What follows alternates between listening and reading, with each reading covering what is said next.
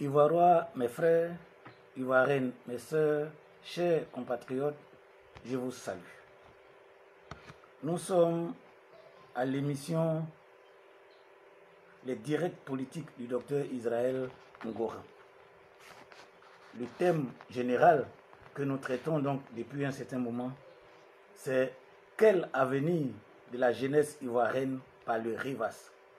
Le RIVAS qui est un mouvement politique en Côte d'Ivoire, qui est un nouveau parti politique sur la scène politique de notre nation.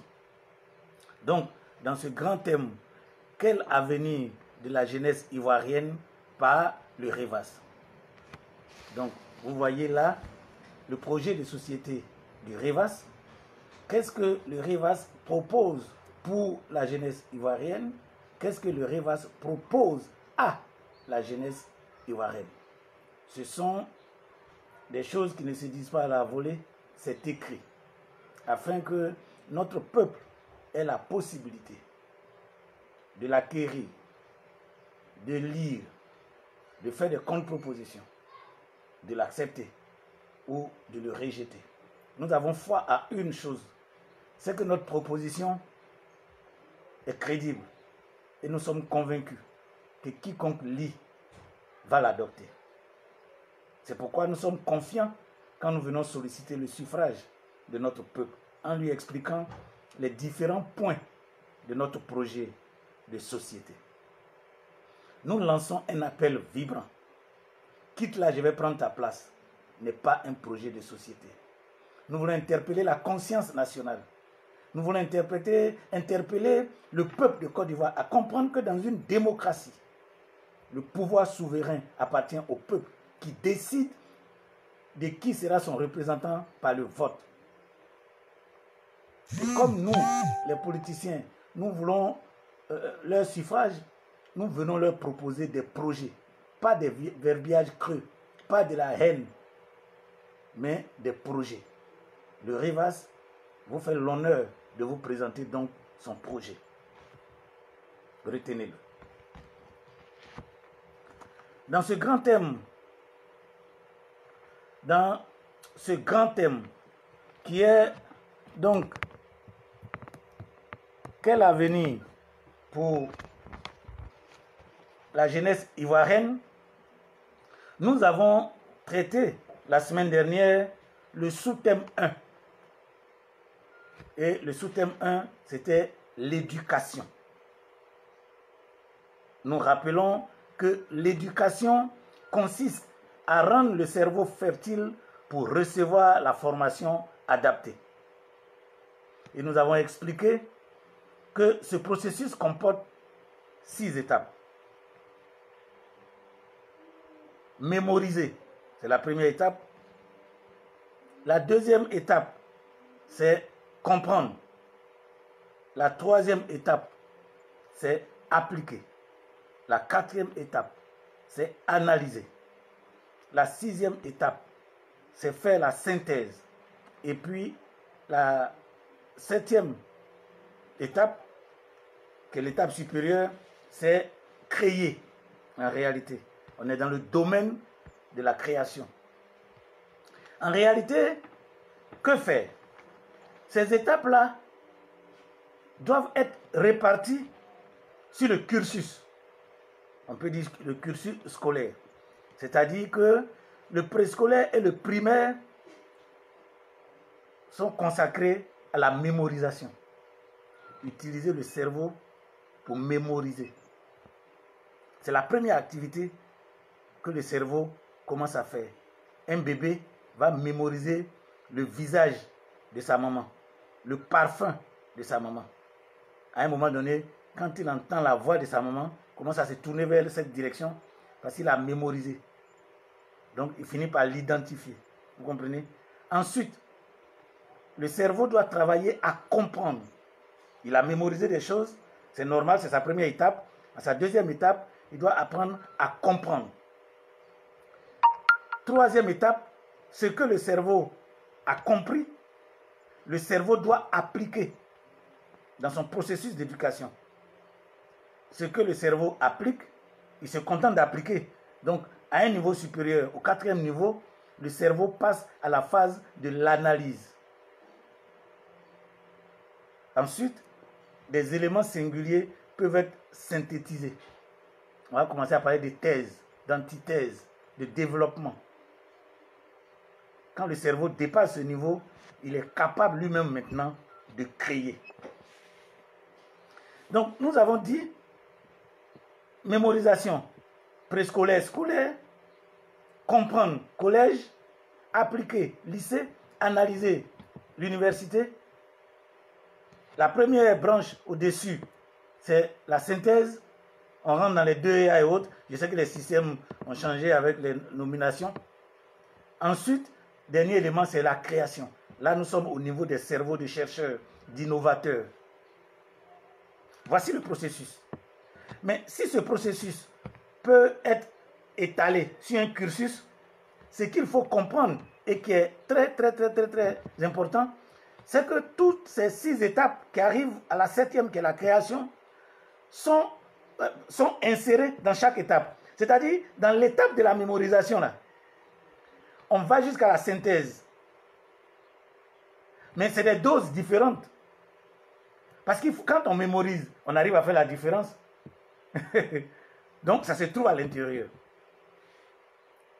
Donc, si ce processus peut être étalé, a priori par des objectifs, donc sur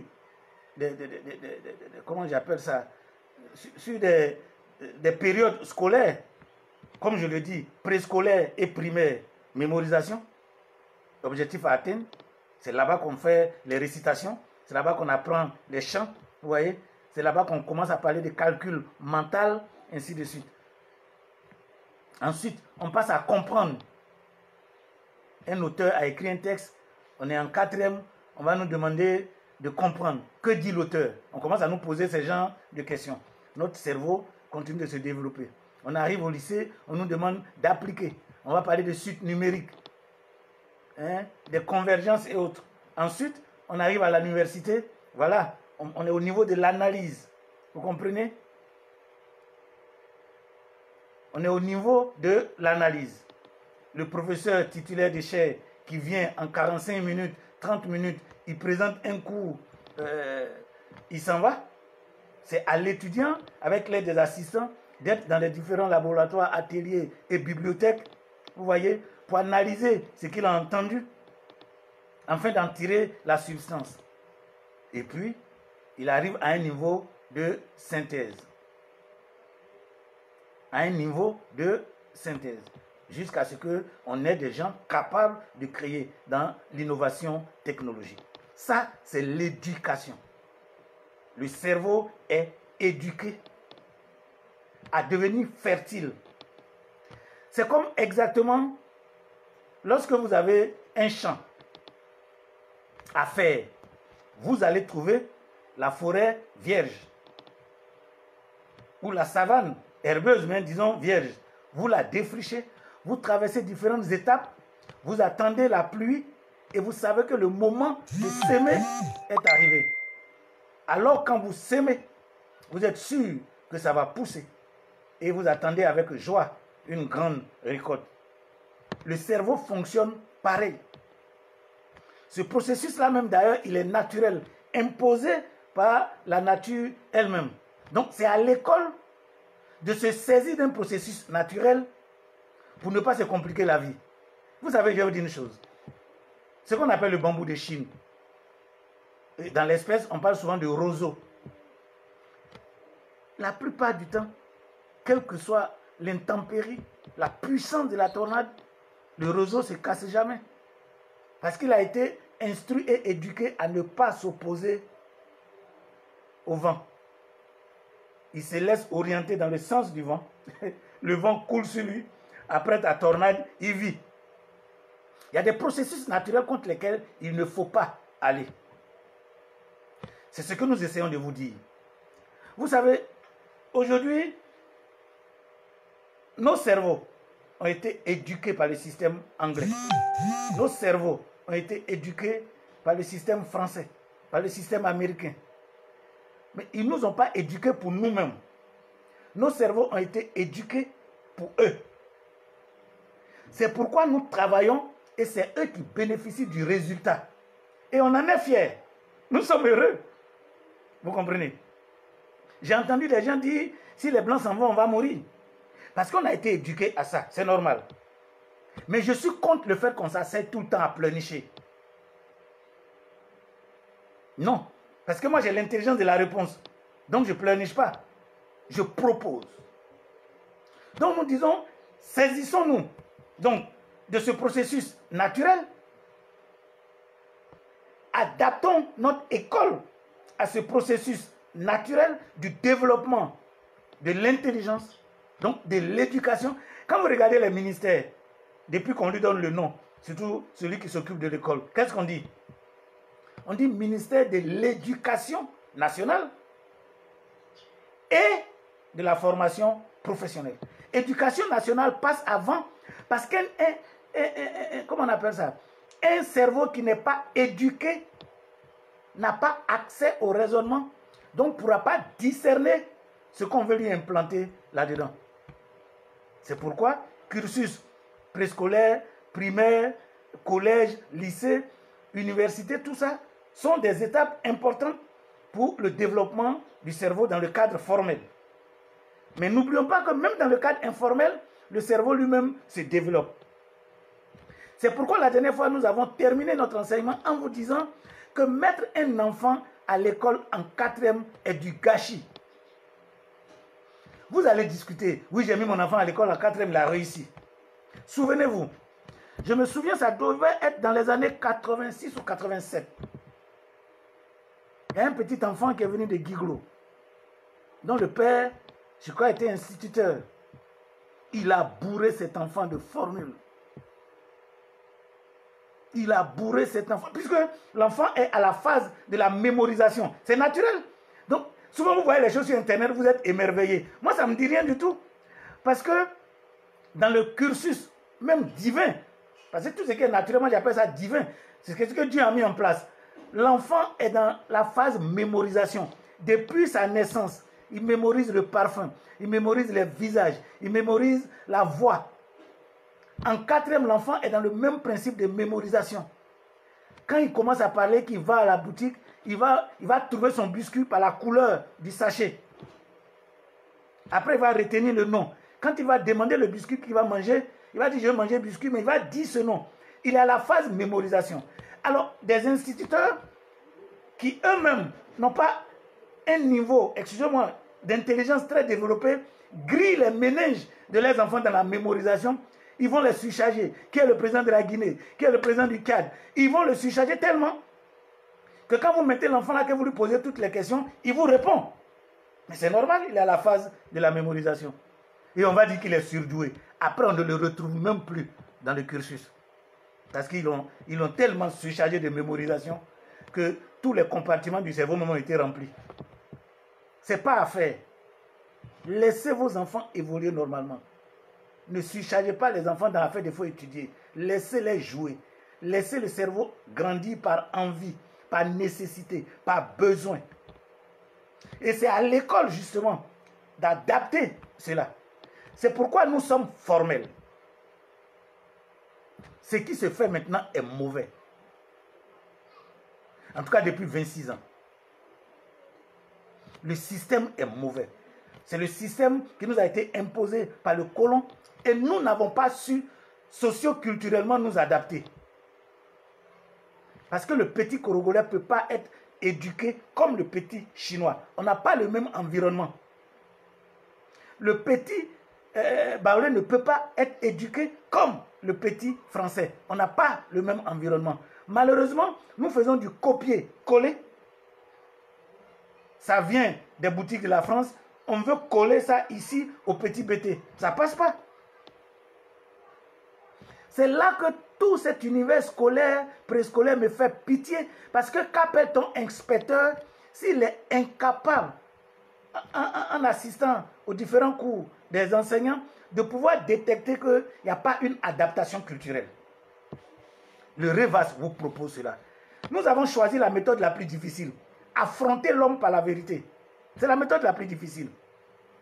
Parce que l'homme aime qu'on le caresse dans le sens du poil. L'homme aime qu'on lui mente. Parce qu'on a été éduqués à mentir, à nous mentir nous-mêmes. Le mensonge passe aujourd'hui plus facilement en Côte d'Ivoire que lorsque vous voulez puiser dans la lumière de la vérité. Mais nous, au Revas, on a choisi de déblayer par la lumière de la vérité. Vous comprenez? C'est très important. Donc, il faut que le cerveau soit éduqué. Et lorsque le cerveau est éduqué, il est devenu un champ du savoir. C'est un peu comme dans le cas où on parle de médecins généralistes. C'est-à-dire, si on se restreint dans le cadre de médecins, on les a éduqués tous à la médecine. Je ne sais pas si vous comprenez. Ils sont éduqués à la médecine.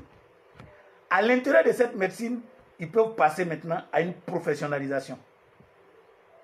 On va dire, lui, il est devenu obstétricien, chirurgien, neurologue, ainsi de suite.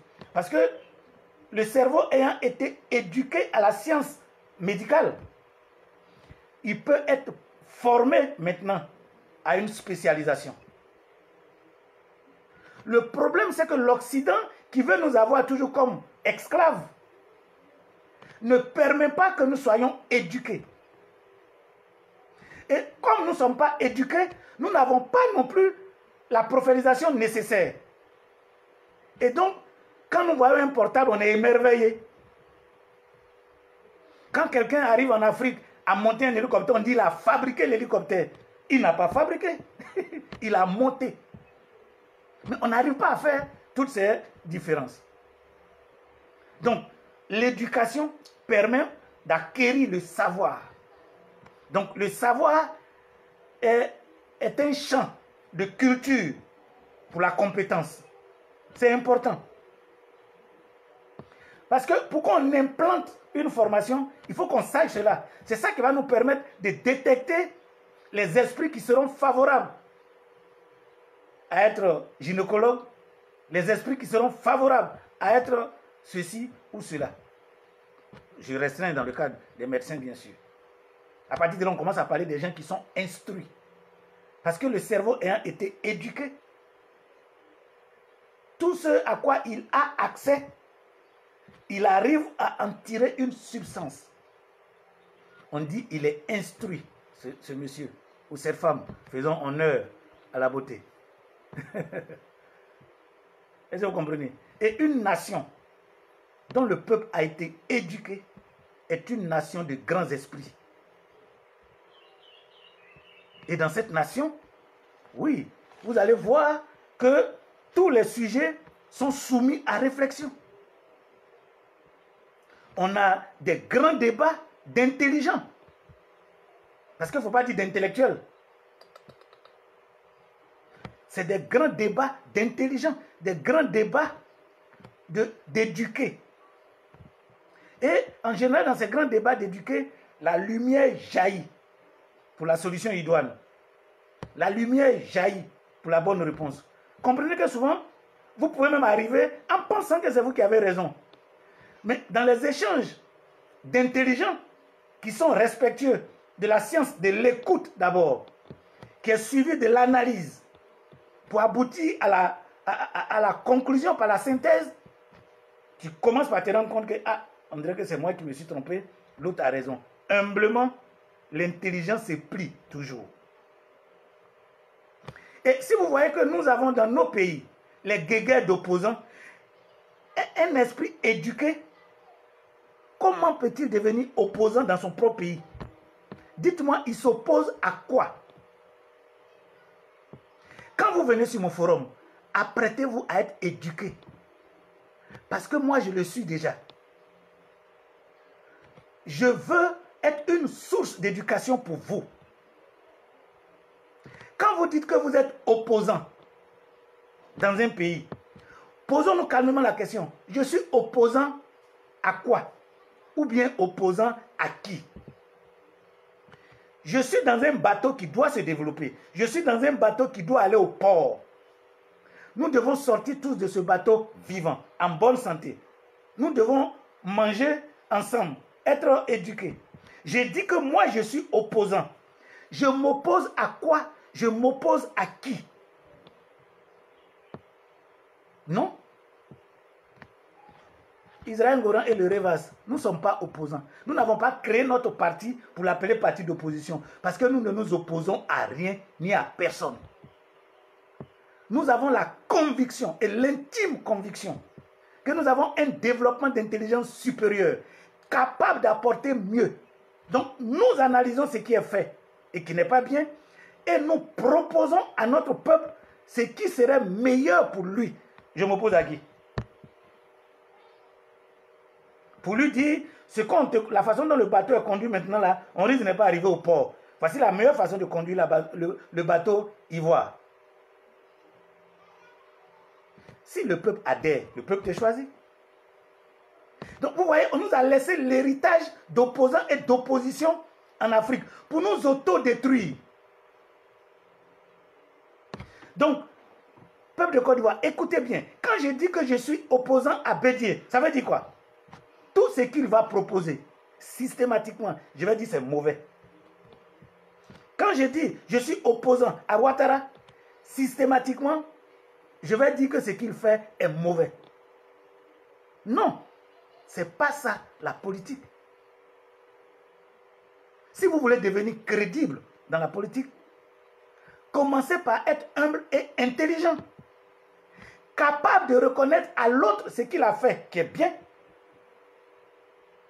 Et de contrecarrer au moment où ce n'est pas bien. Le peuple pourra dire, ah, lui là, il a toujours dit que le gars, ce qu'il fait est bien. Si aujourd'hui il dit que ce n'est pas bien, écoutons bien ce qu'il dit. C'est ça la crédibilité d'un acteur politique.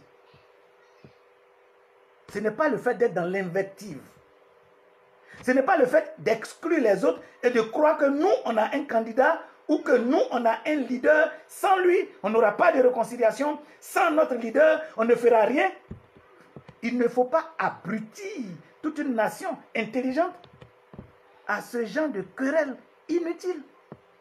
Je suis désolé. Moi, je sais que j'ai un plan économique et social plus puissant que ce que nous avons déjà vu jusqu'aujourd'hui. Parce qu'ils ont fait du copier-coller. Moi, mes partenaires et moi, nous avons réfléchi par rapport à notre culture propre. Et nous sommes convaincus que nous proposons meilleur. Il est là. On n'a pas besoin de fusil pour ça. On a besoin du pouvoir, du verbe, pour expliquer ce que l'intelligence a créé. Qu'est-ce qu'on dit? Venez nous contrer sur ce terrain.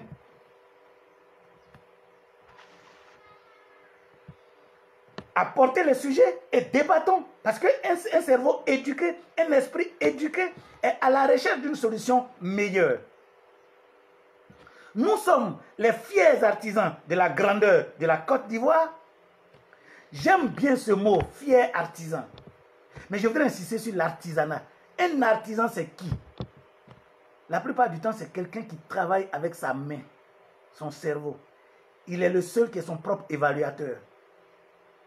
Il fait un travail, il se retire, il analyse, il l'observe. Après, il trouve que ce n'est pas bon ou qu'il va améliorer. Vous voyez, ce qu'on nous demande, c'est que chaque jour, notre rendement doit être meilleur que la veille. C'est ça l'artisan. Chaque jour que l'artisan se réveille, son rendement doit être meilleur que la veille. Son futur, que son rêve qu'il projette, doit être meilleur que son présent. Et il a travaillé à ce que son présent soit meilleur que son passé. Mais regardez l'Afrique. On est là à pleurer Lumumba, Kwame Nkrumah. On est là à pleurer Babo. On est là à pleurer Sankara. Ah bon? Est-ce qu'on n'oublie pas les morts? À un moment donné, saisissons-nous de ce que nous pensons qu'ils avaient posé comme des angles propres. Adaptons à notre réalité de 2019. Continuons le combat. Regardez, les pauvres gars. Babo leur a dit, si je tombe, sautez-moi. Non, ils se sont assis, ils attendent que Babo vienne pour les sauver. D'abord, il sera fort par rapport à l'âge, il vient vous sauver comment? Ça, c'est parce qu'ils ne sont pas éduqués. Donc, ils n'ont pas la capacité de continuer le travail de Babo. Au PDCI, ils n'ont pas la capacité de continuer le travail de Bédié. Si vous voyez que les gens sont stagnés, à ce niveau, c'est parce qu'ils n'ont pas la capacité intelligente de produire mieux. Donc pour eux, le mieux, c'est Bédié. Donc ils ne peuvent pas réfléchir au-delà de ça. Le mieux, c'est Gbagbo. Donc vous voyez, les mots qu'ils utilisent, je vous ai toujours enseigné et je vous ai dit que chaque mot a un contenu. Et le contenu du mot produit le comportement. Quand il dit que lui, il est gore, que c'est Gbagbo ou rien, soyez-en convaincus que dans son développement mental, il n'a pas la capacité lui-même de se lever au-dessus de Gbagbo. Donc, il ne peut pas continuer l'œuvre de Gbagbo. Donc, pour lui, la perfection de la politique ivoirienne, c'est Gbagbo. Donc, tous ceux comme moi, qui ont l'intelligence supérieure à Gbagbo, sont leurs ennemis. Parce que nous avons, vous savez, c'est les esprits éduqués qui sont audacieux. Je suis audacieux parce que j'ai un esprit logique éduqué. Je peux proposer mieux. Alors, je me lance. On te prend comme concurrent de Ouattara parce qu'ils ont des esprits non éduqués. Ils te prennent comme concurrent de Bédié parce qu'ils ont des esprits non éduqués. Ils te prennent comme opposant à ceci ou à cela. Donc, prêt à te tuer. Parce qu'ils n'ont pas été éduqués, eux. Nous saluons encore l'école de Oufé-Boigny qui nous a éduqués. C'est ça qui est important. Vous savez, quand vous avez les gens qui sont malades à un certain niveau, vraiment il faut une thérapie solide. Et je n'ai pas peur d'affronter la thérapie solide. Il y a des fois, on frotte des appareils comme ça, on met sur le cœur des gens, on les électrocute pour les réveiller. Le peuple de Côte d'Ivoire a besoin d'être électrocuté pour se réveiller.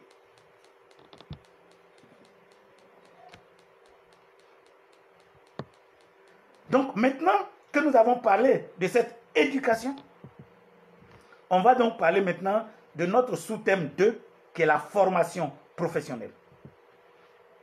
Mais comprenez que j'ai encore pris pratiquement 30 minutes à insister sur l'éducation. Parce que si vous ne l'avez pas, regardez comme j'ai le prophète Amon qui est là. Regardez aujourd'hui, pourquoi l'évangile est devenu un danger contre nos populations. Parce que les gens n'ont pas laissé qui va les éduquer à éduquer leur cerveau afin qu'ils arrivent à la formation professionnelle, permettez-moi de parler comme ça, de pasteur. Parce que le seul qui forme et qui évalue, c'est Dieu.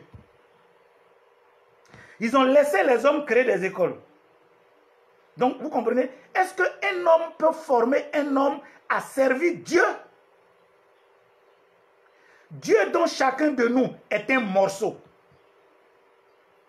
Comment un autre peut-il former un autre morceau pour servir Dieu? Il n'y a que Dieu qui se révèle en nous et qui injecte en nous une mission. Chacun n'est valable, n'est fort, n'est puissant ou autre que par rapport à la mission à laquelle Dieu l'a appelé.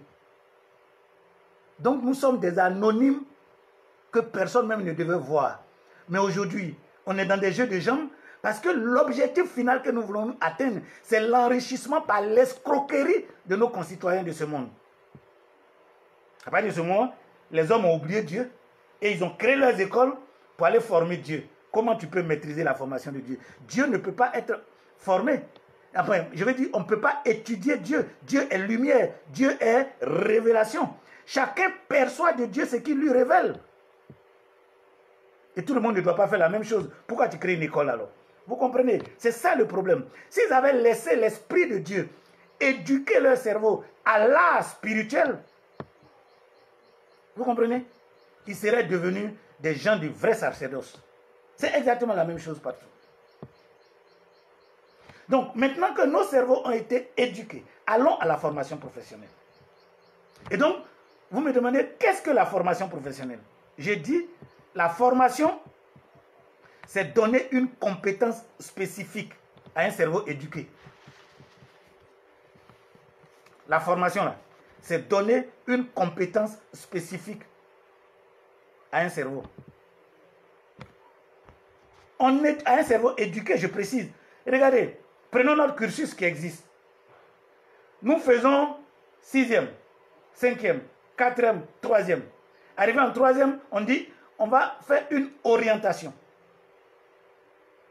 Des gens vont en série A, série B, série G1, série G2, série F1, enfin, série T1 plutôt, T2, T3 et autres. Pourquoi? Parce que les cerveaux ont été éduqués pour ce niveau-là. On est arrivé à un niveau où on veut planter, vous comprenez, un autre étage. Le niveau de l'éducation atteint ne peut pour certains permettre qu'un type de formation. Et comme cela se dessine, on dit lui il est apte à aller en A. Mais au bout de A, il peut devenir peut-être juge, avocat, ainsi de suite. Il va aller en T1. Voilà, il peut être ingénieur, il peut être mécanicien, il peut être ceci. Il va aller en C ou bien en D. Il peut devenir ceci, il peut devenir cela. Pourquoi? Parce que les cerveaux ont été éduqués et ces cerveaux peuvent accepter qu'on vienne planter, pour les gens de C, les mathématiques, les sciences physiques et autres. C'est ça. Donc, lorsque le cerveau est éduqué, il est prêt, il est fertile à recevoir la formation professionnelle. C'est-à-dire qu'il est prêt à être éduqué. Regardez par exemple quand on prend les élèves en droit, allons à l'université, on prend les élèves en droit, ils subissent le même processus de formation en droit. En droit, on va leur donner des choses à mémoriser. Ils vont passer la phase mémorisation, la phase compréhension, la phase, je mélange, la phase analyse, ainsi de suite. Et puis après, ils vont faire un choix. Ils peuvent faire un choix de droit d'affaires, ils peuvent faire un choix de droit de ceci, de droit pénal, de droit ceci ou de droit cela. C'est très important. Donc aujourd'hui, moi je ne promets pas. Au Revas, nous ne promettons pas à notre jeunesse de dire on va te donner du travail. C'est un faux discours. Je dis à notre jeunesse qu'il y a déjà une génération de jeunesse détruite parce qu'on n'a pas pris soin de l'éduquer. Et les débats aujourd'hui le prouvent. Quand quelqu'un prend une arme pour tuer son propre père, sa mère, ses frères, parce qu'au bout on va lui donner 20 000, vous espérez quoi? Mais c'est parce qu'il n'a pas été éduqué. Vous voyez, le petit Soroguioum, les gens pensent que je suis contre lui. Non, c'est vous qui êtes autour là. C'est contre vous que je suis. Parce que dans le village où je suis né, quelqu'un qui commet un crime est mis au banc des accusés. On va l'amener à avouer son crime, à expliquer les raisons pour lesquelles il a fait ce crime. On peut même expier le crime ensemble. Mais quand bien même il n'est pas banni du village, il n'est pas un exemple pour ce village. Mettez Soro dans cette position, peut-être que Dieu lui pardonnera. Vous voulez en faire un leader d'opinion. Dans quoi? Dans le mal. Ça, voilà, ça je m'y oppose. Parce que c'est une valeur morale que je ne saurais accepter, ni pour mes propres enfants, ni pour les enfants que je forme, ni vous-même que je suis en train d'éduquer. Parce qu'il faut que nous soyons capables d'identifier le mal et de lui faire ombrage. Si aujourd'hui vous les applaudissez, vous dites quoi à la jeunesse? Quelle éducation alors vous donnez à la jeunesse? Va au Triangle, ça c'est à San Pedro. Va, je ne sais pas, à la rue Princesse, à la rue du Prince. Saoule-toi, drogue-toi, prends une arme, pète la gueule à un commissaire, ramasse les armes du commissariat, va tuer tes parents du sud, du nord. Et puis bon, après tu ramasses l'argent de la BCAO. Et puis nous, on va venir t'applaudir. Malédiction.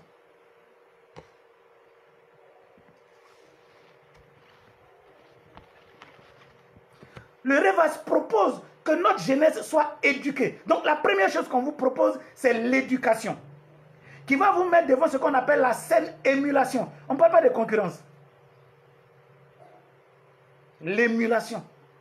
Chacun voudra faire mieux que l'autre. Nous, quand on était à l'école, on ne faisait pas défense en ligne. On veut devenir premier de la classe. C'était un honneur. On ne permet pas que l'autre regarde sur notre copie. C'était la saine émulation.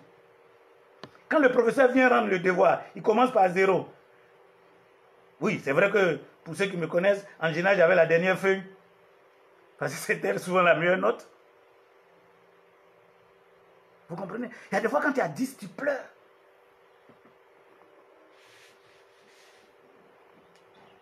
Aujourd'hui, quelle éducation nos professeurs ont reçue pour que dans la salle d'examen, ils proposent aux élèves de cotiser l'argent pour leur donner afin de leur permettre de tricher.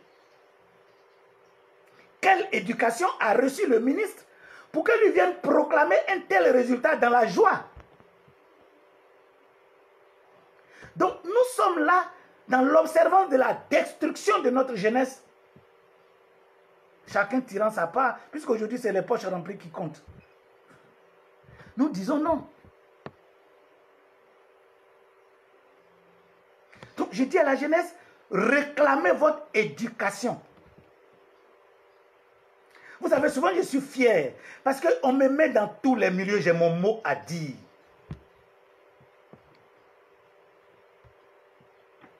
Sinon, comment nous aurons pu parler de gouverner un pays et de créer un projet si nous n'avons pas une éducation qui nous permet d'avoir une vue large pour faire des propositions?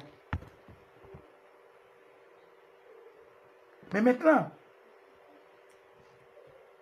quand on a un peuple éduqué, à qui on a donné une compétence, on peut parler de développement. Vous ne voyez pas que on ne sent pas le développement de la Côte d'Ivoire? Parce que vous croyez que construire un pont, c'est un développement? Détrompez-vous. Le développement, il n'est pas matériel. Le développement n'est pas infrastructurel. Le développement n'est même pas médical, sanitaire. Le développement n'est pas sécuritaire. Parce que si vous procédez comme ça veut dire que vous n'avez pas la maîtrise socio-culturelle de l'État. Vous construisez des choses qui sont en déphasage avec le peuple. Le développement est d'abord un développement humain. C'est-à-dire que nous répondons à la question, le peuple a besoin de quoi? Si le peuple a vraiment besoin d'un pont, ce pont est rentable. Et vous allez sentir que dans la région où ce pont est construit, il va apporter un plus. Et donc, nous verrons le développement économique et socio-culturel autour de ce pont et avec ce pont. Mais si tu ne raisonnes pas comme ça, tu es capable d'aller construire une université en Globo. Pour quelle population estudiantine? Voilà. Donc, le développement est humain. C'est le développement humain qui va nous obliger à aller au développement infrastructurel. Le peuple a besoin de quoi? Le peuple a besoin d'être éduqué. Notre éducation doit nous pousser à quelle compétence? C'est-à-dire à quelle formation? Et c'est là qu'intervient le président de la République. C'est-à-dire le parti politique qui est porteur d'un projet de société, c'est lui qui donne une orientation à l'école. Parce que cette orientation est donnée par quoi? Par l'objectif global que l'exécutif, parce que c'est eux qui l'ont proposé. Et je suppose que le peuple a accepté par le vote. Donc il y a un objectif global. Vous comprenez? Cet objectif global-là, il doit être traduit en plan de formation. L'objectif global doit être traduit en plan de formation. Et la formation va déboucher sur des compétences. Ça veut donc dire que l'objectif global qui a été donné nous dit, voici ce qu'on veut réussir. Mais pour réussir cela, voici les compétences qu'il faut avoir. Pour avoir ces compétences, il faut éduquer les cerveaux à tel niveau d'éducation pour planter dedans telle formation de compétences. Voici la stratégie. C'est pour ça que nous avons besoin des hommes politiques. C'est pourquoi nous avons besoin de présidents fiables. C'est pourquoi nous avons besoin de ministres éduqués, de présidents éduqués. C'est pourquoi nous avons besoin d'inspecteurs éduqués, d'enseignants éduqués, d'élèves éduqués. Parce que tout ça va ensemble. Malheureusement, depuis 26 ans, nous avons perdu pied. Vous savez, un jour, je disais que si nous ne sommes pas capables de notre propre autocritique, nous ne pouvons pas nous développer. Il faut que les gens acceptent que la Côte d'Ivoire s'autocritique. Il faut que les gens acceptent qu'on dise les limites de leurs actes. C'est ainsi qu'on sauvera le bateau ivoire. Donc, pour mettre un plan de formation en place, c'est le politique qui commence, qui fixe l'objectif global. Cet objectif global nous emmène à une question importante. De quelles compétences avons-nous besoin? Et lorsqu'on répond à la question, on va dire donc, quel est le niveau d'éducation pour chaque compétence? Mais pourquoi cela? Parce que nous savons que pour atteindre l'objectif global, il va y avoir des concepteurs. Il va y avoir des exécutants. Il va y avoir des surveillants. Il va y avoir des évaluateurs. Et j'en passe.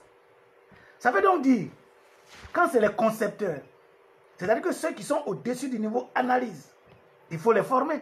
Moi, je vais vous dire une chose qui me fait rire. Bien aimé. Si quelqu'un m'écoute, en quelle année on a construit la mine d'or de Iré, la mine d'or de Bonikro? Je crois que c'est récemment, hein? Ok. Ça veut dire quoi? Que la Côte d'Ivoire savait qu'il y a une mine d'or là et qu'à un moment donné, nous allons exploiter. Et s'ils ont choisi l'année d'ouverture du chantier, ça veut dire qu'on savait à peu près qu'à cette année-là, on devait ouvrir cette mine d'or.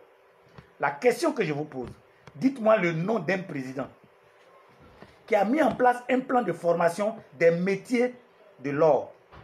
De sorte qu'au moment où on ouvrait le chantier, nous ayons eu des Ivoirois compétents dans les travaux de l'or. Dites-moi, lequel des présidents l'a fait? Pourtant, ils se sont levés un matin, Babo et ses amis, ils ont ouvert la mine d'or. Pour quelles compétences? Quand vous allez là-bas, ceux qui occupent les bons postes sont les Ghanéens, en tout cas des étrangers. Nous, Ivoirois, qui sommes là-bas, nous sommes des pousseurs de brouettes et des conducteurs d'engins. J'ai pitié de ça. Si vous n'avez pas la capacité de projeter l'avenir de votre peuple, si vous n'avez pas la capacité de savoir quelles sont les compétences dont nous aurons besoin quand nous allons ouvrir cette mine d'or, vous n'êtes pas un gouvernant. Hey, j'ai dit, regardons-nous droit dans les yeux. Vous applaudissez des gens qui ne sont pas compétents. Parce que certainement, ce n'est pas leur faute. Ils n'ont pas reçu l'éducation nécessaire pour implanter la compétence qui aurait fait d'eux des hommes d'État. Un homme d'État, ce n'est pas celui qui paye les avions, qui marche sur le tapis rouge, qui regarde le drapeau flotter quand on chante l'hymne national. Non, ce n'est pas un homme d'État. Un homme d'État, c'est celui qui trace les sillons pour dire, en 2030, nous allons ouvrir la mine d'or qui se trouve dans telle zone. Lui et ses techniciens et ses conseillers doivent s'interroger. Quelles sont les compétences dont nous aurons besoin? Quel niveau d'éducation il nous faut pour avoir tous ces niveaux de compétences? On met en place un plan de formation des métiers de l'or. Depuis l'excavation des terres jusqu'à la fabrication des chaînes à porter. On met cela en place.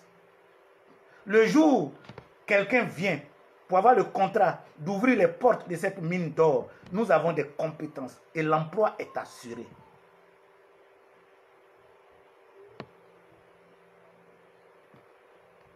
Dites-moi, moi je respecte Oufoué pour ce qu'il a pu faire en son temps. Mais dites-moi,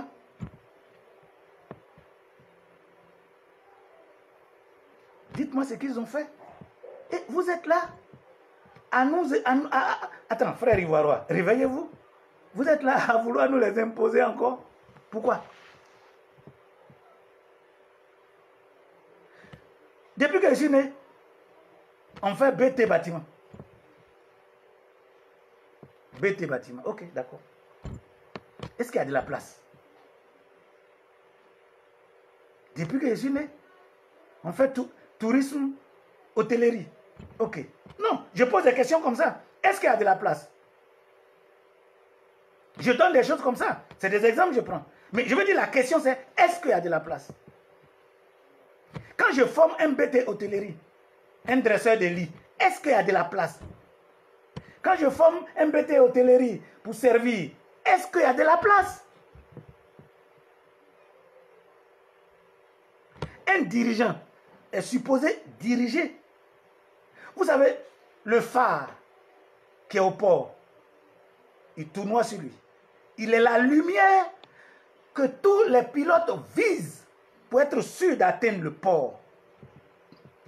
Quel est le phare que nos dirigeants visent pour développer la Côte d'Ivoire?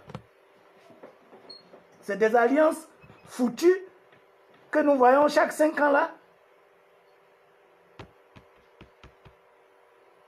Peuple de Côte d'Ivoire, pourquoi vous n'avez pas pitié de vous-même? Lorsque l'EDS a commencé ses querelles, les gens m'ont appelé.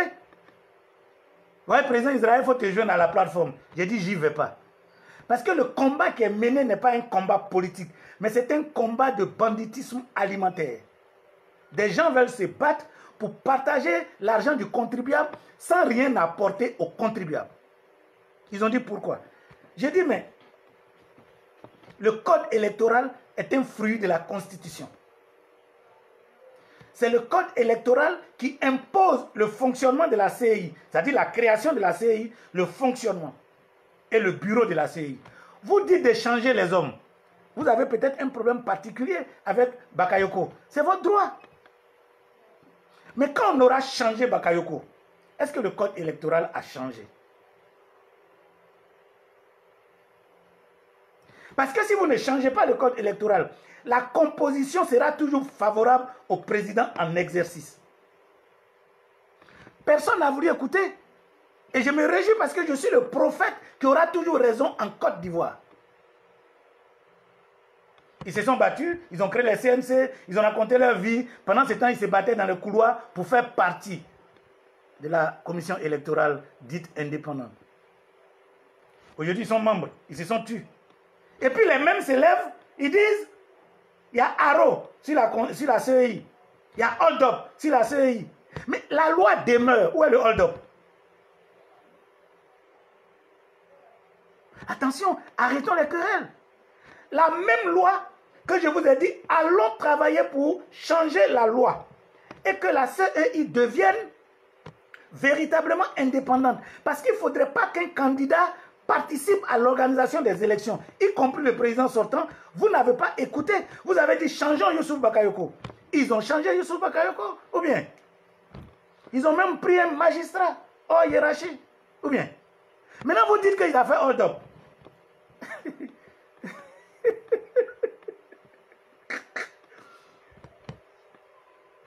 C'est exactement ce que je vous dis. Je vous dis, si on ne change pas le système politique de la Côte d'Ivoire, nous allons à chaque 5 ans détester le président que nous allons mettre. Parce qu'il ne marche que dans les lois organiques qui proviennent d'une constitution mal faite. Et sa réaction sera forcément une réaction de dictateur. C'est même pas que lui veut être. La constitution de Côte d'Ivoire fait de lui un dictateur. Il porte abusivement le mot exécutif, mais il a le pouvoir de Dieu. Il nomme tout, il destitue tout, il peut tout faire seul. Il exige que le Parlement lui donne droit de gouverner avec ordonnance. On lui donne, parce que c'est une bande d'amis. Parce que, alors que nous croyons que maintenant nous sommes suffisamment éduqués pour créer le débat qui va nous permettre d'asseoir un fondement solide de notre patrie, nous sommes encore au raquettage pour nos poches. Rentrons dans l'histoire. Pardonnez, venez, on va rentrer dans l'histoire. Bâtir une constitution solide qui va nous donner des institutions fortes. Le président de la République quoi qu'on l'appelle comme ça, est le chef de l'exécutif. Exécutif vient d'exécuter. Ça veut dire que les ordres lui viennent de quelque part. Il n'est pas le producteur lui-même de l'ordre. L'ordre doit venir de qui? Du peuple. Première question. Le peuple lui-même est rassemblé où? Le peuple là, il est rassemblé où? Pour pouvoir donner son ordre. Il est à l'Assemblée nationale. Parce que c'est là-bas se trouvent les représentants du peuple. Et c'est eux qui font la loi et les règles. Pourquoi vous voudrez que le Parlement dépende du président? Donc quand je vous dis, écrivez bien, enlevons les partis politiques au Parlement. Parce que c'est ça qui crée le copinage qui détruit notre système. La présidence est une institution à part, dépendant du peuple. Le Parlement est une institution à part, qui ne dépend pas du peuple, mais qui représente le peuple. Le Parlement, en fait, c'est le peuple. Donc, en réalité, l'exécutif, le Conseil constitutionnel, la Commission électorale indépendante doivent tous dépendre du Parlement. Parce que le Parlement, c'est le peuple. Donc, nous disons, si vous êtes d'accord avec le REVAS, réfléchissons à construire un Parlement sans coloration partisane, mais qui représente en vérité notre peuple. Nous avons des cultivateurs, des planteurs. Est-ce que quand on va au Parlement de Côte d'Ivoire, on est obligé de parler en français? Si à Korogo, nous, on a trouvé un bon sénoufo qui est éduqué, capable d'apporter de la représentativité du peuple du Nord, en particulier du sénoufo, on le prend. Il n'a qu'à parler en sénoufo. On trouvera quelqu'un pour traduire. Mais quand vous prenez la coloration partisane, sur les 275 députés, il y a 200 qui sont PDCI et soumis à Bédié. Vous voyez que ce n'est plus une institution du peuple, mais c'est une institution du PDCI. Donc, Bédié lui impose ce qu'il veut puisqu'ils sont à sa solde. C'est des exemples, ce n'est pas que je suis contre Bédié. De toute façon, je ne le vois plus là à venir nous distraire, donc bon, point barre pour lui. On est trop éduqués pour aller prendre des vieillards pour venir marcher devant une jeunesse qui court à 4G aujourd'hui. Réfléchissons. La jeunesse court à 4G. Vous voulez prendre les H+? En fait, il ne vaut même pas un H+, c'est un E. Enfin, ils rions un peu. Vous comprenez? Donc, la jeunesse doit réclamer son éducation quand elle a obtenu la formation. Et la formation doit être objective. Est-ce que nous aurons un champ de pétrole? Mais où sont les écoles de l'État où on apprend les métiers du pétrole? Où sont les écoles de l'État où on apprend les métiers de l'or? Je veux dire de l'extraction jusqu'à la vente à la pompe. Où sont les écoles? Comment vous voulez qu'on se développe? Vous allez vous développer avec quoi?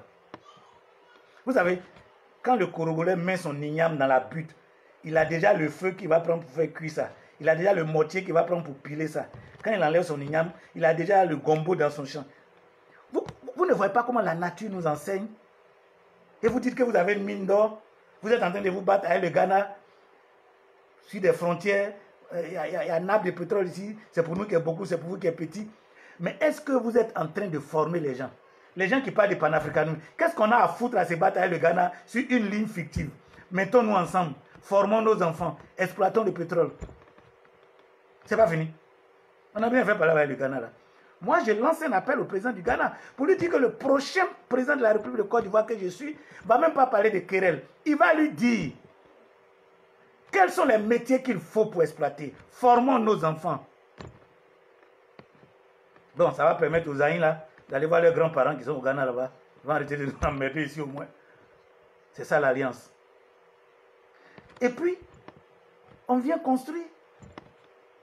On a un contrat bien déterminé. Ils ont une partie, on a une partie. On avance. Ça, on a bien fait par là.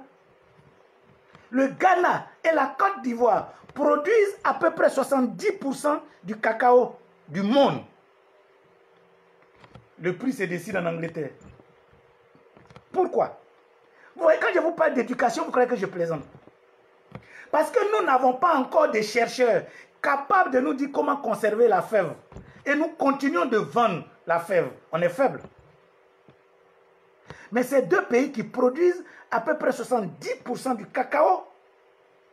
Si nous étions éduqués, donc des cerveaux capables de produire de la compétence, nous aurions déjà trouvé, puisque quand les Blancs viennent payer cacao faible, là, ils conservent, non? On aurait déjà trouvé comment on conserve, on peut influer sur le prix du marché. Et puis pourquoi pas au Ghana? Pourquoi pas une institution du prix du cacao à la frontière Côte d'Ivoire-Ghana? Pourquoi pas? On est les meilleurs, non?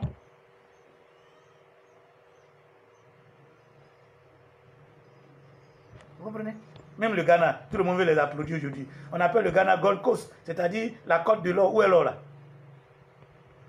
Si on t'appelle côte de l'or, où est l'or là? On devait voir l'or partout sur les Ghanéens. Qui tire profit de cet or alors? Vous voyez, l'Afrique noire est mal partie. Parce qu'elle ne veut pas écouter ses enfants. Elle veut les emprisonner pour des intérêts partisans, égoïstes, mesquins et meurtriers. C'est pas ça. Un cerveau éduqué ne peut pas se taire.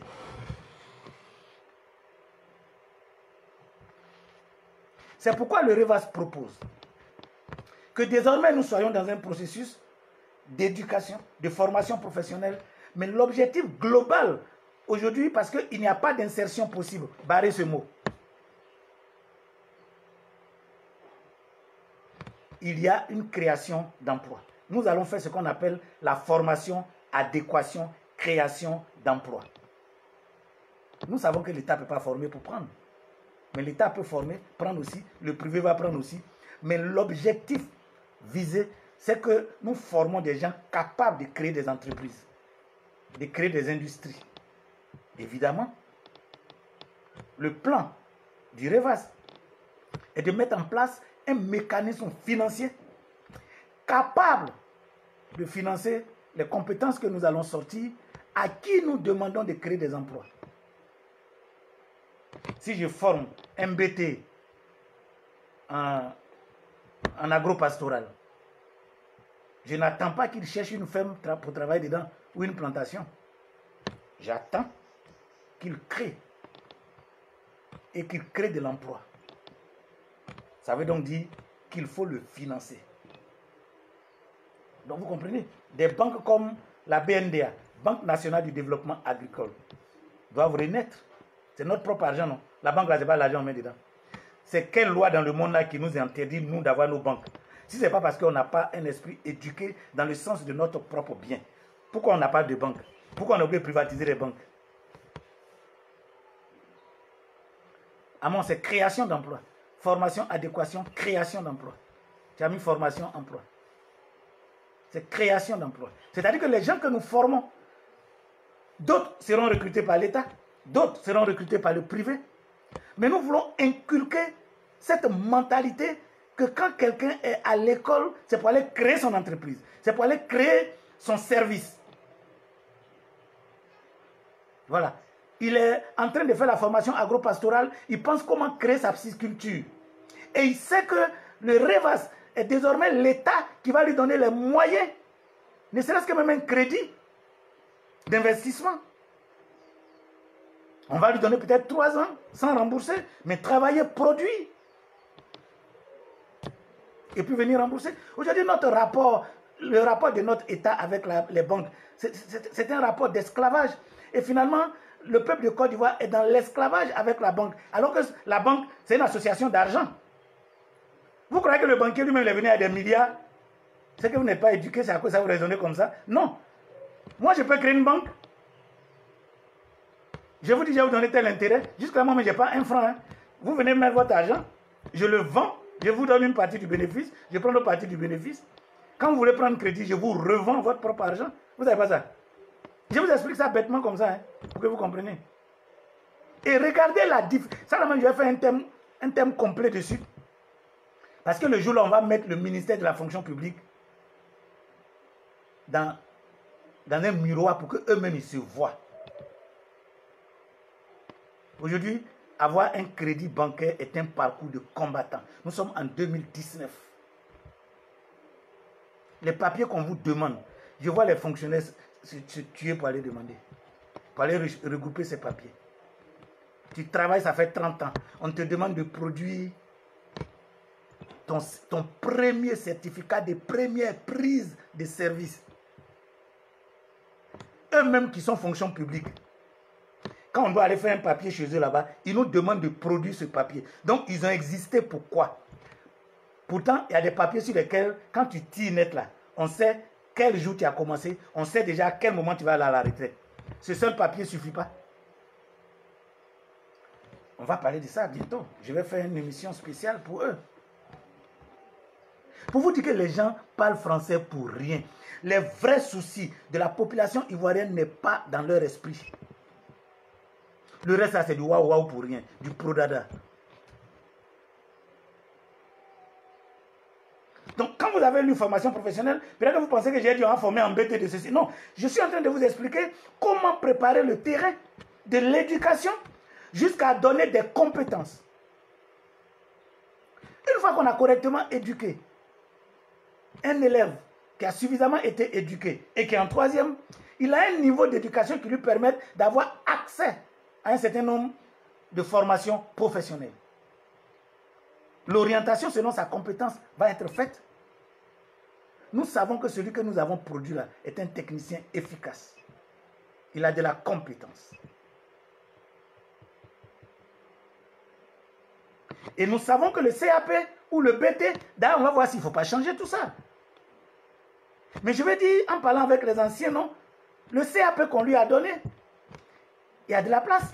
Parce qu'avant de mettre un plan de formation en place, il faut aller visiter les entreprises, demander leurs compétences, enfin les compétences attendues par ces entreprises, les obliger à nous projeter ensemble dans l'avenir. Dans 10 ans, quelles sont les compétences dont vous aurez besoin pour qu'on puisse mettre au moins un plan de formation sur 10 ans. Et puis au bout de 10 ans, certainement c'est caduc, il faut abandonner. Parce que la technique, la technologie, l'électronique, ça avance. Nous, on a travaillé sur des ordinateurs qu'on appelait DPS-7. Ça n'existe plus. Si on n'était pas éduqué pour nous adapter, comment ferions-nous aujourd'hui? C'est pour ça qu'il faut éduquer la jeunesse, lui donner de la compétence, pour que cette compétence lui serve à créer, cette fois-ci, de l'emploi. Parce que l'État ne peut pas tout utiliser. Il faut mettre les financements en place, les mécanismes financiers pour les accompagner. Voici ce que le REVAS vous propose. Ivoiriens, mes frères, Ivoiriennes, mes soeurs, chers compatriotes. 2020, c'est maintenant. Retenez une chose. Nous vous présentons ces choses parce que nous aussi, nous partons pour compétir en 2020. Procurez-vous le document. Lisez-le. Et débattons. Permettez-moi de prendre rendez-vous avec vous dimanche à 18 h GMT pour les débats des directs politiques du docteur Israël Ngoran. Venez, nous allons échanger et nous allons avoir ensemble de la connaissance. Nous allons avoir ensemble de l'instruction. Paix et joie. À dimanche.